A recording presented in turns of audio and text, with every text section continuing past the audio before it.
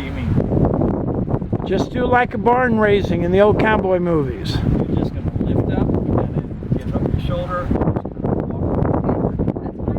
Alright? This is going to be the worst part.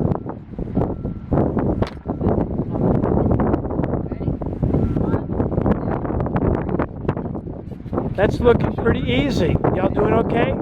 Hand over hand over hand. I got enough weight there. Hey, it's balanced.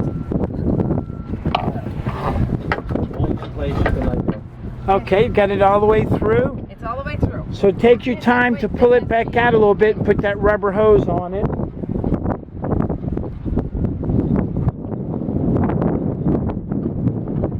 How easy that can be. N37, great harbor. Want to learn more about stepping your mast?